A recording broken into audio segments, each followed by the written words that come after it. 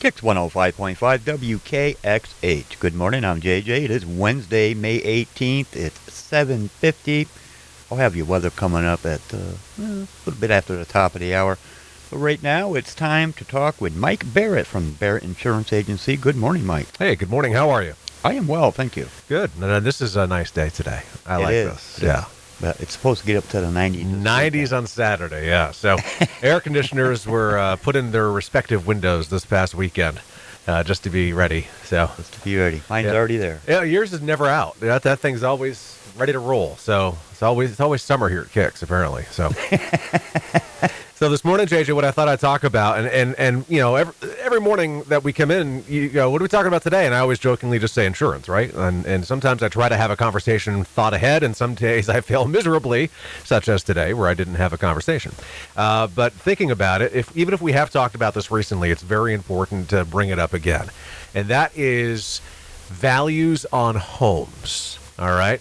So your homeowner's insurance policy, and I'll just focus on that really, but your homeowner's insurance policy is created and has a function of replacing your home in a loss, if a loss occurs, whether it be a partial loss or a total loss. Now, how do we determine value on a homeowner policy? We determine it based on the total value of the home.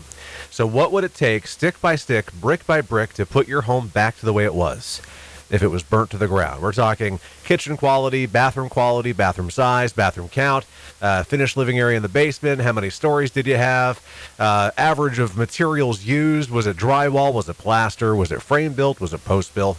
There's a million and one variables here, right? So what we try to do is, I describe it as throwing a dart at the dartboard. We're throwing it, and we're hoping to get a bullseye. That's our target, right? We want to be as close to the actual replacement value of your home when we're insuring you as we possibly can be.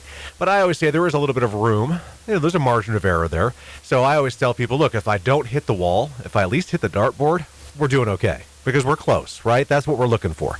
So values right now have skyrocketed. And what I'm saying is not shocking anybody, right? I mean everyone has had that jaw-drop moment in recent months when they've either had to go buy some materials at the hardware store or even at the grocery store getting regular groceries. Everything has gone up in price with inflation. But homeowner companies really are in a bit of a predicament, okay?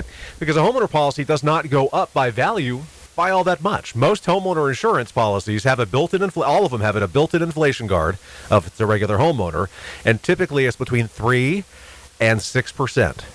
And what we have found, and what they have found, is that a 3 to 6% inflation guard is now putting homes, in many cases, not all, behind. So now you're underinsured if you have a total loss. So how are companies addressing this? In a way that I don't necessarily approve of, but it's maybe a necessary step. So they are now mandating higher inflation guards. Some companies have gone to an 11% inflation guard. Now, how does an inflation guard work? The way it works is it's prorated of an increase through the year. You see a limit at every renewal, and at the next renewal, you'll see the limit increase by that percent. So you think about it, 11% an increase in value of coverage on your home, policy untouched, sight unseen, year to year. That's aggressive. All right. So while the intent is to keep you from being underinsured, I always tell people don't freak out about it. Don't feel like you can't do anything about it, because the companies are not sitting there saying, "Hey, if you were insured for $300,000 last year and now you're at $370 this year, you're stuck with it." Well, you're not, because we can always, as your insurance agent, because we have the information on your home, we can complete and review the estimate of replacement that we have on file and use crunching numbers of today's materials and methods and see if that's correct. It may not be. You may be going beyond what's necessary. Do you need to insure beyond what's necessary? Absolutely not. Do not just accept that if you don't want to. We can always dial it back if you need to. It's more important to be close.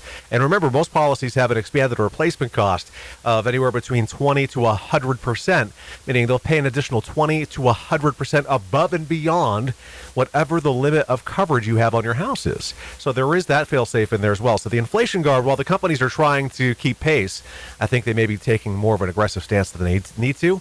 So I guess the real takeaway this morning, if there is any, is review the value of coverage on your home. And if you have a question, call your agent, and they should be able to help you assess that and make sure it's appropriate. Okay, so By the way, I saw your eyes glaze over like 3 seconds into my conversation there. So I get it, because I don't live in a very fun industry, but it's a necessary evil. It's the same when I talk to a loan officer. So when you're talking calculating the total value of a home and making your best guess closest to the mark, does that also include people's personal belongings? No. So the way homeowner policy works is there's very few companies have what they call a package, or like a one limit deal where it's all combined. So most companies have coverages A, B, C, and D. A being the limit of coverage on the house. So that number is going to be whatever they're estimating your house replacement cost to be. 10% of that is going to be the next one, which is B, other structures. So if it's $30,000 coverage on the house, you'll automatically, no extra premium involved, have up to $30,000 for detached structures. Think of a fence or an in-ground pool or a garage or a shed.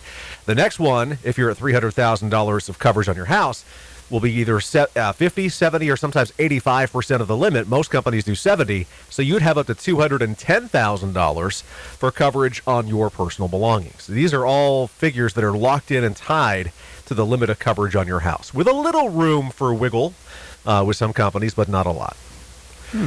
I did not know that. Yeah, so if you have a $300,000 house, you highly likely have up to $210,000 for your personal belongings coverage. Is that what they're going to cut a check for if you have a loss? Absolutely not.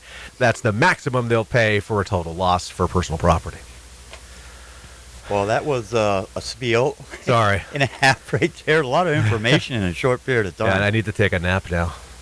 Yeah. Well, it's sunny out. It is sunny. I'm going to go just bask in the sun for a while. I think we got a hammock around somewhere. I'll take it. All right, Mike. So if anybody wants to reach out to you, how can they do that? Very simple. And we can certainly dial this conversation down, have a straight one-on-one conversation. And at that point, it makes tremendous sense to people when it's pertaining to them.